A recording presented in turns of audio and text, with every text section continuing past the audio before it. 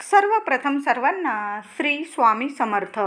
स्वामी महाराजांच्या कृपेने तुमच्या सर्व चांगल्या इच्छा पूर्ण होत ही स्वामींचरणी प्रार्थना करते आणि आजच्या व्हिडिओला सुरुवात करते. तर आपण रोजच्या जीवनात अगदी साधे सोपे उपाय करतोच. महिला आपण तर घरात असे काही उपाय करत असतो जेणेकरून आपल्या घरात सुख शांती यावी. प्रत्येक महिलेला वाटत असतं की आपल्या घरात मुलांची प्रगती व्हावी, कशाला कमी पडू नये, अखंड लक्ष्मी वास करावी, कधी कुणापुढं हात पसरवायची वेळ ईश्वराने आपल्याकडं येऊ देऊ नये, अशी प्रत्येक महिलेची इच्छा असते आणि ती इच्छा योग्यच आहे. त्यासाठीच आपण असे काही उपाय पण करत असतो. आज तेच उपाय म्हणजे असे काही उपाय मी तुमच्यासाठी घेऊन आलेली आहे जेणेकरून तुमच्या घरात सुख शांती राहील, कशाला कमी पडणार नाही, तुमच्या मुलाबाळांची भरभरून प्रगती होईल आणि कधी कुणाकडं तुम्हाला हात पसरवायची वेळ येणार नाही. असे उपाय मी तुम्हाला आज सांगणार आहे. म्हणून व्हिडिओ शेवटपर्यंत बघा आणि चॅनलवर कृपया नवीन असाल तर माझ्यासाठी नक्की सबस्क्राईब करा आणि कमेंट बॉक्समध्ये जरूर लिहा जय लक्ष्मी माता. तर सकाळी सकाळी लवकर उठल्याबरोबर आधी लवकरच उठायचं आहे. हा तर एक नियम आपण पाळायलाच हवा महिलांनी.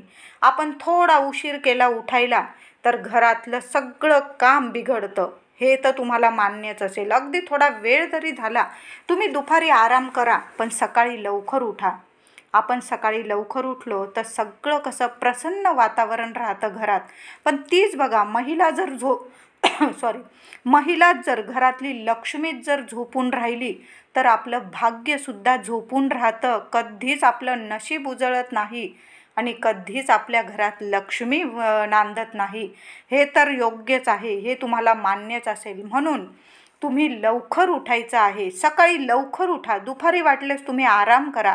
4 ते 5, 3 ते 5 या 2 तासात जरी आराम केला तरीही चालेल.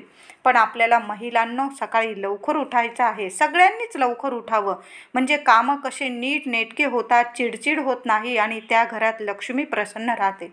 सकाळी उठा बरोबर तुम्हाला देवी लक्ष्मीचं स्मरण करायचं आहे. आता तुम्हाला कुठला मंत्रोच्चार नाही आला, तुम्हाला काही करता नाही आलं तर 11 वेळा तरी श्री स्वामी समर्थ, श्री स्वामी समर्थ आपल्या गुरूंचं, आपल्या स्वामींचं नाव घ्या आणि मग दिवसाची सुरुवात करा. मग अंथरुणावरून खाली पाय ठेवा आणि दिवसाची सुरुवात करायची आहे. आधी आपलं घरदार स्वच्छ करा.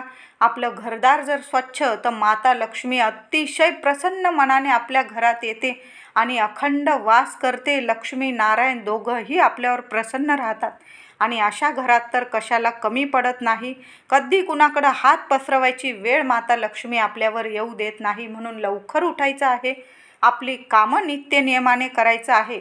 तसंच त्याबरोबर आपल्याला सकाळी आंघोळीच्या पाण्यातसुद्धा रोज हा उपाय केला तरीही चालेल किंवा तुम्ही अमावस्या, पौर्णिमा, एकादशी, गुरुवार, शुक्रवार हा उपाय केला तरी चालेल. पण रोज केला तर मी म्हणेल अवश्य रोज उपाय करत जा.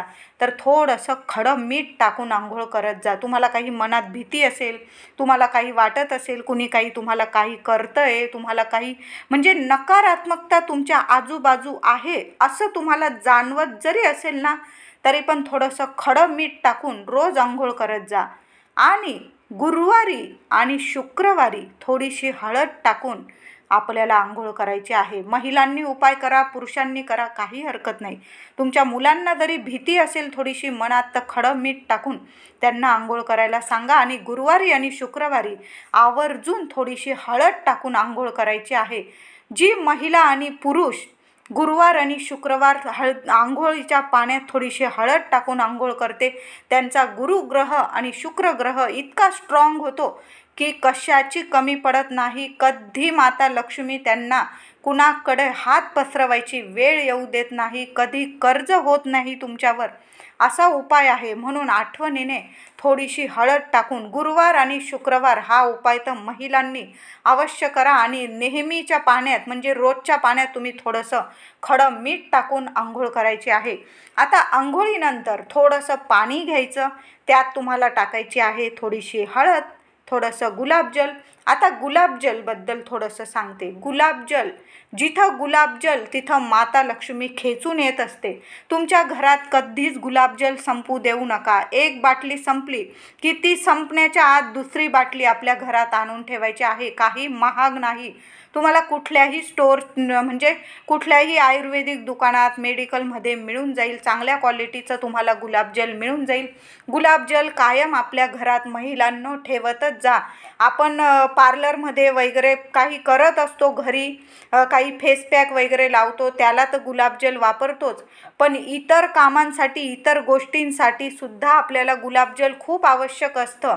तुम्ही रोज काय करायचे, थोडंसं पाणी घ्यायचं, त्यात थोडीशी हळद टाकायची, थोडंसं चमचाभर तुम्हाला गुलाबजल टाकायचं आणि एक कापूर वडी कांडून घ्यायची आणि ती पाण्यात टाकून ते पाणी संपूर्ण घरात तुम्हाला शिंपडायचं आहे.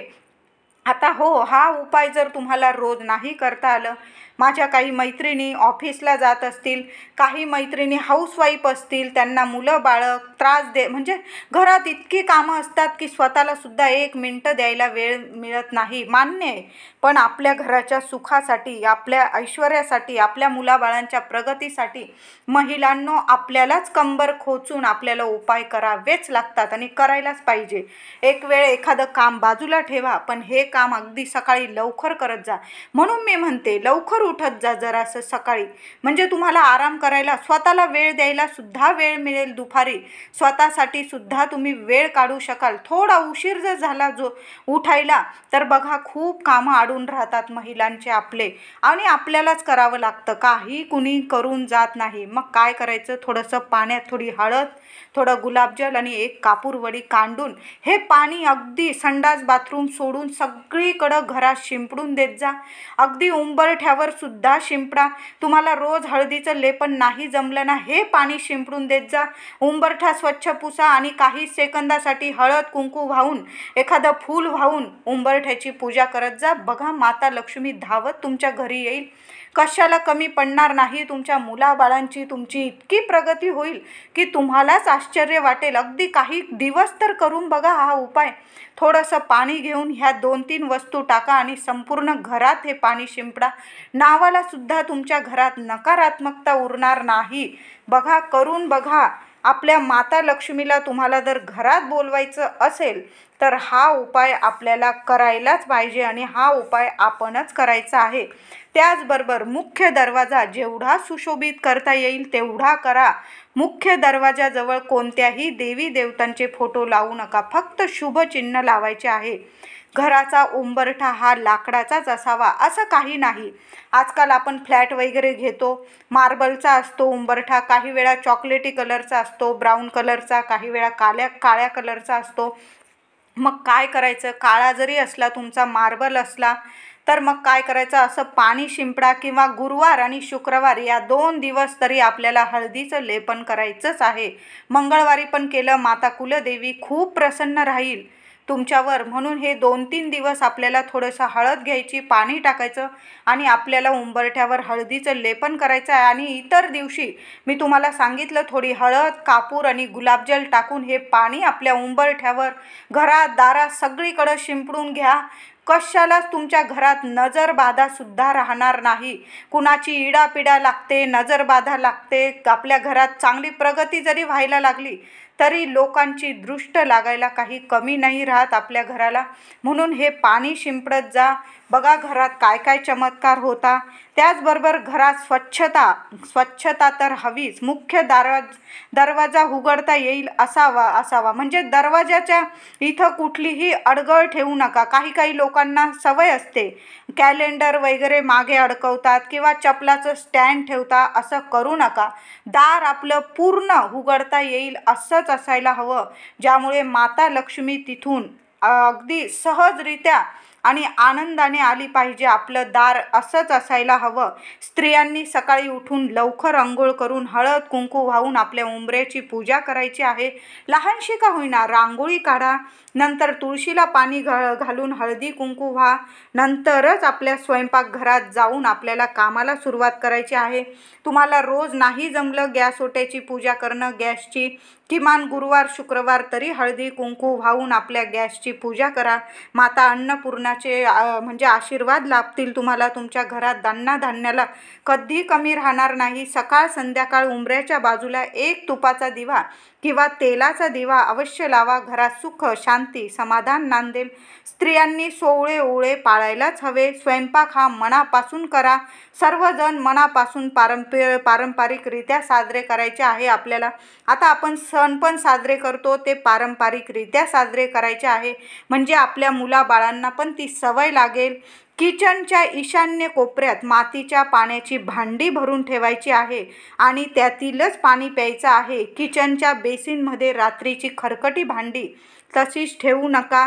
तुमच्याकडं मेड येत असेल तर त्यातलं खरकटं पाणी तरी अवश्य काढा आणि मगच झोपी जायचं आहे. पुरुषांनी आंघोळ करून घरातील मंदिरातील देवी देवतांची पूजा करावी आणि मगच बाहेर पाऊल ठेवायचे आहे. त्याचबरोबर गुरुवारी एकदा तरी, म्हणजे तुम्हाला आठवडाभर तुम्हाला नाही जमलं तर मंगळवार, शुक्रवार आपल्या घरात, आपल्या देवघरात मंगल कलश, आपल्या देवीचा, कुलदेवीचा, माता लक्ष्मीच्या नावाने मंगल कलश भरायचा आहे. आणि 2 दिवस मंगळवार आणि शुक्रवार आपल्याला माता लक्ष्मीची, आपल्या कुलदेवीची, गणपती बाप्पाची आरती करायची आहे. किमान आठवड्यातून एकदा तरी कापूर आरती अवश्य करावी. यामुळे घरात सुख शांतता राहते आणि आपल्या घरात माता लक्ष्मी आकर्षित होते. हे साधे सोपे उपाय जर रोजच्या जीवनात तुम्ही केले ना,